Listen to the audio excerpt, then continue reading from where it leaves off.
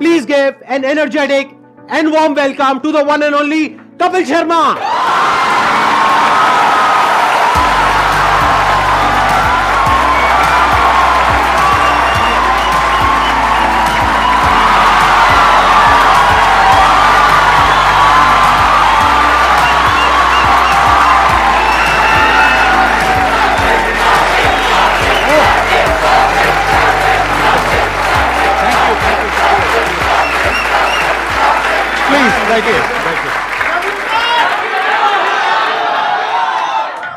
Thank you इतने प्यार के लिए, मोहब्बत के लिए। क्या एनर्जी आप सबकी, वाह।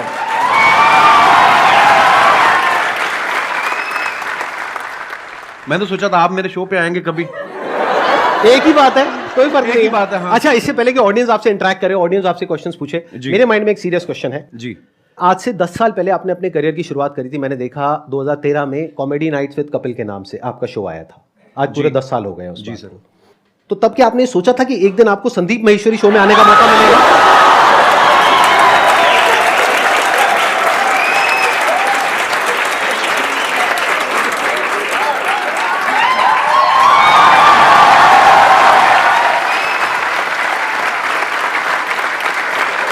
मैं सर आपके वीडियोस देखता रहता हूँ, बहुत अच्छा बोलते हैं आप और बहुत बहुत अच्छा मोटिवेट करते हैं स्टूडेंट्स को, यंगस्टर्स को। मुझे बड़ा अच्छा लगता है। और मैंने 3 महीने के लिए अपना शो बनाया था, पता नहीं चला कब 10 साल हो गए। लोगों का प्यार है और आप सबकी, लोग बहुत प्यार करते हैं सर आपको।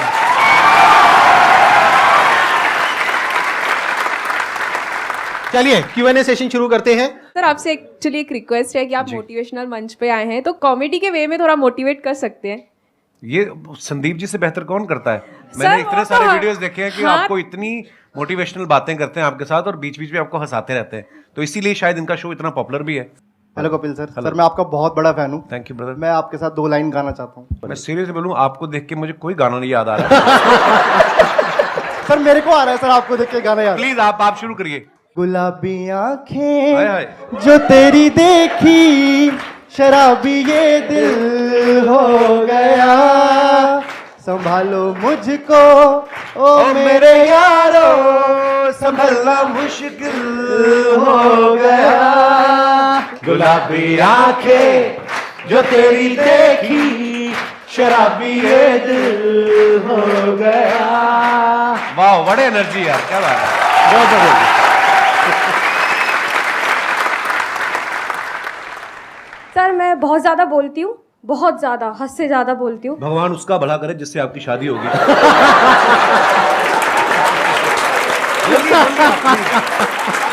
Happy women's day. Thank you sir, thank you so much. मेरे को ये पूछना है सर, गुड लिसनर कैसे बन सकती हूँ मैं? चुप रह के।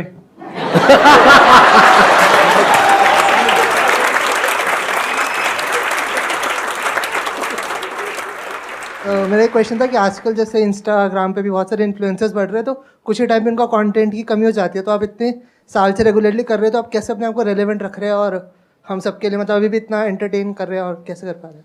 मुझे ऐसा लगता है आज से जब 15 साल 16 साल पहले जब नेशनल टीवी पे हिंदी में काम शुरू किया था, तो मेरे खुद के दोस्त बोलते थे कॉमेडी बड़ी हो चुकी है, अब नहीं होगी। मैं कहा ऐसे तो सांस भी बड़े ले चुका है ना। तो मुझे ऐसा लगता है कि जब तक दुनिया है, जब तक हालात हैं, हर रोज़ कुछ ना कुछ आपकी ज़िंदगी में घटता है। आप न्यूज़ चैनल लगा के देख लो, हर जगह आपको कोई ना कोई नई चीज़ें मिलती हैं। तो जब तक ये सब होता रहेगा, ह्यूमर भी आता रहेगा। हाँ, मेहनत लगती है, पर हाँ, जैसे ये जो आपकी एनर्जी देखी, जो आप लोगों का प्यार देखा, तो ये हमें मोटिवेट करता है और मेहनत करने के लिए।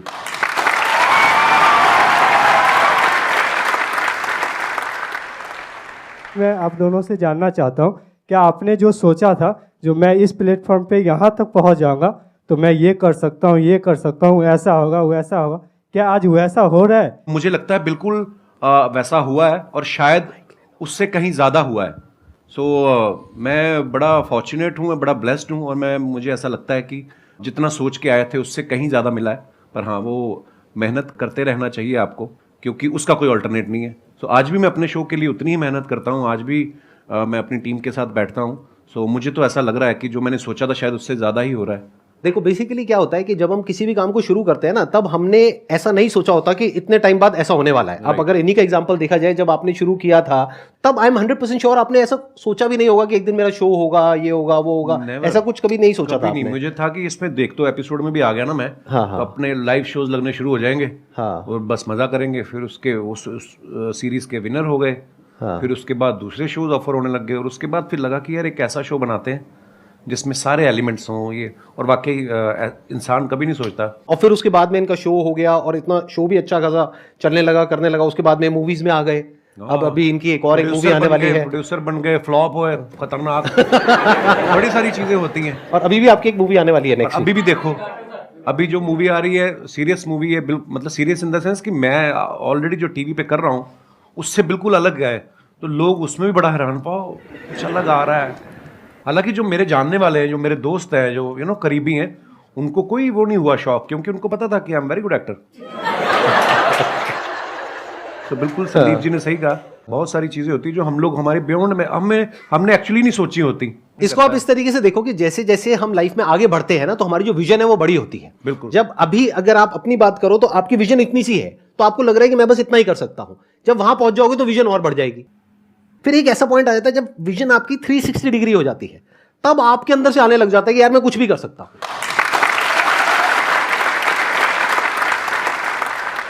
मजा आना चाहिए, मुझे ऐसा लगता है, जो मैंने देखा कि अब मजा आ रहा तो फिर जिंदगी पता नहीं चलती। 10 साल मेरे कब निकले ये वाले, जब ये शो शुरू किया मुझे जेन्युइनली नहीं पता चला। मैं शादी करना भूल गया था बीच में। फिर मेरे को किसी ने याद किया, बोला कि तुम शादी कर लो, 36 के हो गए हो, 40 के बाद मतलब फिर काम खराब हो जाता है। फिर मैं यार शादी, आपने कोशिश तो बहुत करी थी अपने शो में जी, वो पत्ता सीधा पड़ा नहीं। नहीं वो मुझे लगता था कि अब ये आ रही है अगले हफ्ते हीरोइन, इससे बात बन जाएगी। हाँ, वो प्रमोशन करके निकल जाती थी, फिर मिलती नहीं थी। ये बात आपको थोड़ा लेट समझ आई कि वो अपने प्रमोशन के लिए आ रही है। आप अपनी प्रमोशन करते थे, बात बनी नहीं। चलो कोई नहीं। लेकिन आई थिंक आपका भी जो रिलेशनशिप है, अगर एक बार हम थोड़ा सा ऑफ ट्रैक जाए जी, तो बहुत पुराना रिलेशन है आपका गिन्नी के साथ। हाँ हाँ, ऑफ कोर्स। मैं कॉलेज में पढ़ता था, जब मैं पोस्ट ग्रेजुएशन के लिए एडमिशन लिया अमृतसर से जलंधर, तो हमारे यूथ फेस्टिवल जैसे होते हैं, है ना, यूनिवर्सिटी के इंटर कॉलेज कंपटीशन। तो मैं अपने कॉलेज में पढ़ रहा था, और गर्ल्स कॉलेज का अलग से कंपटीशन होता था, बॉयज़ का अलग से होता था। उसके बाद जो विनर होते थे दो, फिर वो बॉयज़ और गर्ल्स का कंबाइंड फाइनल में होता था। उस तरफ से गिन्नी फर्स्ट आ गई, बॉयज़ वाले में मैं आ गया। फिर फाइनल में जब आमने सामने हुए, वही एक दिन था जिसमें मैं जीता। उसके बाद गिन्नी जीतती आ रही है। और कंपटीशन क्या था सर? थिएटर कैटेगरी, मतलब बहुत सारी कैटेगरी होती है, फाइन आर्ट्स होता है, म्यूजिक होता है, आप किस में थे? आप कौन सी कैटेगरी? मैं थिएटर में था। थिएटर और में थिएटर में होता है one act play, skit, histrionics, mime, fancy dress. अच्छा, तो शुरू से ही आपको शौक रहा है थिएटर का, जी, जी, म्यूजिक जी, का, जी, इन सब जी, चीजों का? जी। और वो जो आपकी वाइफ है वो किस कैटेगरी में थी वो उस समय? थिएटर में ही थी, और वो भी वो थिएटर। फोक डांस में भी थी। हाँ, गिद्दा बड़ा अच्छा डालती थी, अब तो मुझे नहीं जाती है, पर जैसे आप कॉलेज डेज में थे, तो आपकी हर एक ग्रुप में ऐसा होता है एक बंदा कि वो जो होता है सबकी लेने वाला होता है। तो सर, आपने जो ये कॉमेडी का जो करियर है, वो आपका मतलब ये बेइज्जती करने का शौक था, या फिर आपने मतलब पूछ रहे हैं आप किस तरफ थे? जैसे एक ग्रुप में एक बंदा ऐसा होता है, तो आप वो बनते थे या फिर आपके साथ ऐसा कुछ हुआ था? मतलब यही आप पूछना चाह रहे हैं? जी सर, यस हाँ। सर। हाँ, मतलब बेइज्जती करने वाली ये लाइन कहाँ से आ गई भाई? सर, हमने कई बार नोटिस करा सर, जैसे अर्चना मैम हो गई और दिनेश। वो एक रिलेशनशिप होता है ब्रदर। जी वो सर। उसको बेइज्जती नहीं कह सकते यार आप। I mean, मेरी इतनी औकात नहीं है कि अर्चना जी इतनी सीनियर एक्टर हैं, और अगर ऐसा होता तो वो उस शो पे बैठती। नहीं सर, ऐसे अब अक्षय पाजी आते हैं मेरे शो पे, हम लोग बड़ा हेल्दी एक कॉन्वर्सेशन होता है, वो मेरे पे पंच मारते रहते हैं, मैं उसमें, तो वो एक आर्ट है। एक स्किल डेवलप हो जाती है ना कि हम आपस में ऐसे करते हैं। हाँ, नहीं बेइज्जती वो नहीं होती, वो होती है मैं जो आपकी अभी करूंगा।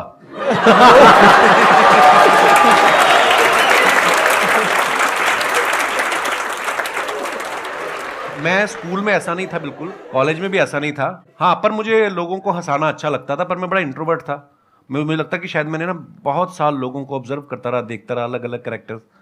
तो जैसे अभी मैडम ने भी सवाल पूछा था, तो वो चीज़ें डेवलप हो रही होती हैं, आपको नहीं पता होता है कि आपके अंदर कुछ डेवलप हो रहा है धीरे धीरे करके।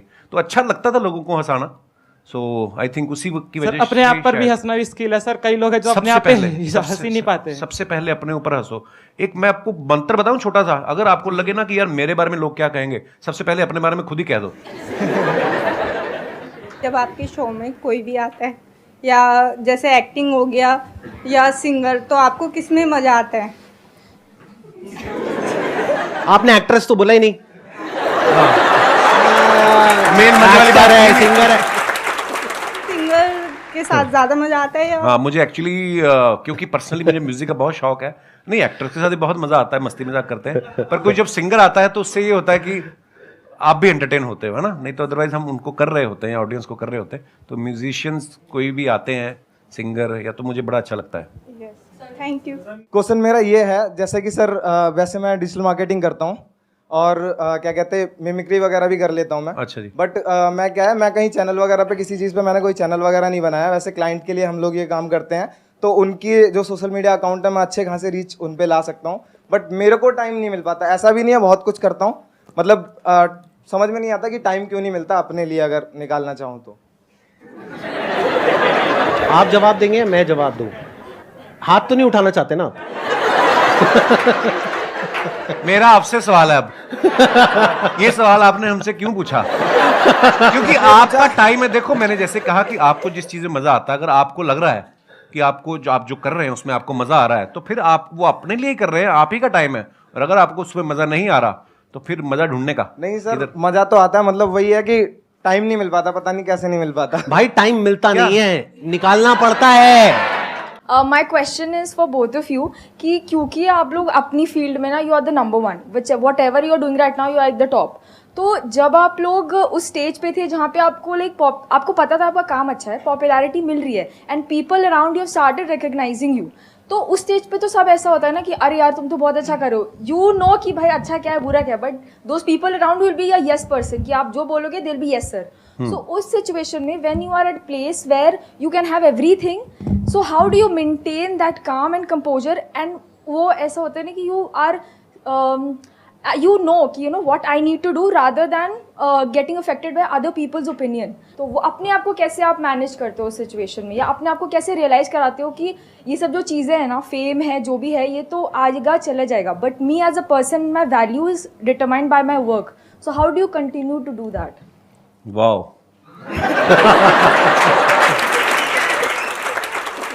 आपका सवाल भी जो है मैं समझ पाया हूँ, वो एक ही लाइन में चाहे आप पूछ सकती थी।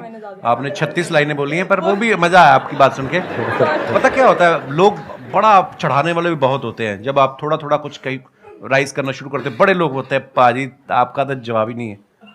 कॉम्प्लीमेंट ले लो, लेने का मजे करो, मिल रहा है ना, कुछ कुछ ले तो नहीं रहा आपसे, उसको सीरियसली लेना। और सबसे इंपॉर्टेंट चीज, जब आप क्रिटिसाइज होते हो, जब आपको कोई यू नो, अब क्रिकेटर्स देख लो आप, आज अगर कोई सेंचुरी मारता है, उसके घर के बाहर जाके ढोल बजा रहे हैं, अगले मैच पे वो 0 पे आउट हो जाए तो कीचड़ भी फेंक आते हैं। अपने लोग बड़े इमोशनल हैं, प्यार करेंगे दिल से करेंगे, गाली भी देते दिल से करेंगे। सो ना तो खुशी में ज़्यादा, एक्साइटमेंट में ज़्यादा उछलने का, और ना ही अगर आपको कुछ बुरा दिन निकल रहा है, हर दिन एक जैसा नहीं होता ना, तो उस दिन ज़्यादा टेंशन भी नहीं होने का। और ये चीज़ें ना शायद उम्र के साथ आती हैं। मैं पहले ऐसा ही था, मेरे को कोई ट्विटर पे एक गाली देता था, मैं 10 देता था उसको ना। तो वो धीरे धीरे समझ आ जाती है। आई थिंक उसका उम्र का भी उसमें वो बड़ा होता है। आप जैसे जैसे लाइफ में ग्रो करते हैं, यू नो, परिवार वाले हो जाते हैं, बच्चों वाले हो जाते हैं, ये चीज़ें जो उम्र के साथ आती हैं वो उसी के साथ आती है। सो हाँ, कोई भी चीज़ परमानेंट नहीं है, ना आपका फेम, ना आपका यू नो, ना आपकी तारीफ जो है वो परमानेंट है, ना ही आपका क्रिटिसिज्म जो है परमानेंट है। सो बस रिलैक्स रहने का। और ये चीजें ना कई बार टाइम के साथ साथ ही समझ आती Actually. है। मतलब अगर आप ये एक्सपेक्ट करोगे कि मेरे को या इनको एक पर्टिकुलर एज पे ये सब कुछ समझ आ जाता 10 साल 15 साल पहले, तो ऐसा नहीं होता है। ऐसा नहीं होता। जब हम वो चीज कर लेते हैं और वो गलतियां करते हैं उस तरह की, राइट, कि जब वो दिमाग पे चढ़ता है, अगर कोई आपको कहता है ना कि हाँ सक्सेस फेम दिमाग पे नहीं चढ़ता है, झूठ बोल रहा है वो इंसान। सबके चढ़ता है, सक्सेस भी दिमाग पे चढ़ता है और फेलियर भी दिमाग पे चढ़ता है। हाँ, तो जब ये दोनों चीजें दिमाग पे चढ़ती है और हावी होती है, तब हमें अंदर से समझ आता है कि अच्छा इसकी वजह से क्या गड़बड़ हो रही है। फिर इंसान धीरे धीरे उसको हल्के फुल्के तरीके से लेने लग जाता है। हाँ, एक टाइम के बाद कोई चीजें आपको इफेक्ट नहीं करती, आप मर जाते हो।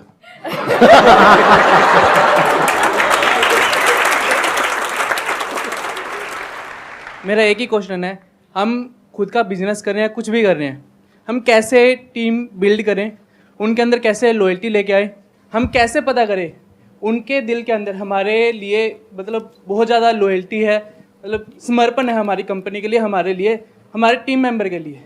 इट्स अ गुड क्वेश्चन, और ये हम सिर्फ टीम पे नहीं लगा सकते इस फंडे को, हम दोस्ती पे भी लगा सकते हैं, बिल्कुल, फ्रेंडशिप पे भी लगा सकते हैं, रिलेशनशिप बोल सकते हैं, any kind of a relationship, that could be a professional relationship और अ पर्सनल रिलेशनशिप। तो कोई भी रिलेशनशिप हो किसी भी तरीके की, उसको स्ट्रांग कैसे किया जाता है? देखो, आप सामने वाले के मन में क्या चल रहा है ये तो आप कभी भी नहीं जान पाओगे।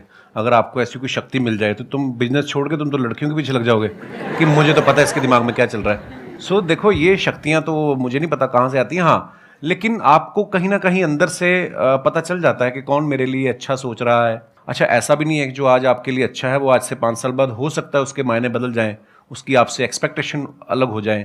जो मेरे भी बहुत ऐसे मेरे दोस्त हैं, आज भी मेरे वही दोस्त हैं स्कूल कॉलेज के, पर कई दोस्त ऐसा भी होता है कि वो आपसे कुछ और उम्मीद करने लग जाते हैं। यू नो, समय बहुत बड़ी चीज़ है, समय के हिसाब से आपके विचार भी बदलते हैं, सब कुछ होता है। पर हाँ, अगर आपको ये जानना है कि ये मेरे लिए कितना लॉयल है तो ये सोचना छोड़ दो, आप अपना 100% उसको दे दो। जब वो देखेगा कि आप उसको कितनी मोहब्बत से इसको ट्रीट कर रहे हो तो वो सेम शायद बदले में आपको ऐसा मिलेगा। तो इसको हम पढ़ते भी आए हैं कि आपके ही कर्म आपके आगे आते हैं। मुझे ऐसा लगता है आप जब अपना 100% देते हो किसी को विदाउट एनी एक्सपेक्टेशन, आपके अंडर जो काम करते हैं जो भी, उनको अगर आप बहुत मोहब्बत देंगे तो शायद वो भी आपके लिए लॉयल ही होंगे। मेरा अपना टेक ये है कि अच्छे टाइम में कभी भी एक रिलेशनशिप की पहचान नहीं होती है। एक्चुअली अच्छे टाइम में तो सब अच्छे हैं, दोस्त भी अच्छे हैं, रिश्तेदार भी अच्छे हैं, टीम वाले भी अच्छे हैं, सब कुछ अच्छे हैं।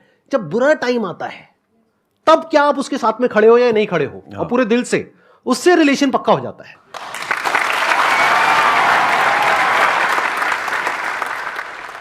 मैं आप दोनों की बहुत बड़ी फ़ैन हूँ। Thank you. प्लस आप दोनों ही बहुत पॉजिटिव पीपल हो, लाइक अगर देखें तो किसी को हंसा सकते हो बहुत इजीली और मोटिवेट भी कर सकते हो अपनी कॉमेडी से और अपनी बातों से। सब अग्री करेंगे कि हम कोई भी काम स्टार्ट करते हैं तो हम बहुत इम्पेशेंट हो जाते हैं उस चीज़ को लेके। तो आप इम्पेशेंट आप दोनों भी होते होंगे, तो आप कैसे डील करते हैं उस चीज़ से, दोनों? लाइफ में जो सबसे बड़ी क्वालिटी हम सबके अंदर होनी चाहिए, जो आई एम 100% श्योर इनके अंदर भी है, और वो लोग जो आगे बढ़े हैं लाइफ में सबके अंदर है। लाइफ में अंदर चाहे जैसी भी हालत है, मन है चाहे नहीं है, जो करना है वो करना है, as simple as that. The show must go on. ये क्वालिटी हमारे अंदर सबके अंदर होनी चाहिए अगर हम लाइफ में आगे बढ़ना चाहते हैं, तो जो आज की जनरेशन में बहुत कम लोगों के अंदर होती है। हम क्या सोचते हैं, काम को शुरू करते हैं, रिजल्ट नहीं आया, छोड़ो बेकार है, फिर किया नहीं आया, बेकार है। बेकार है क्या होता है, करना है तो करना है ना। आगे सर, आपकी बारी। सेम। मुझे पता था ऐसे कुछ आने वाला है यहाँ से। Thank you so much sir यहाँ पर आने के लिए। Thank you. मुझे बहुत मजा आया आपसे मिल करके। थैंक यू, बहुत बढ़िया।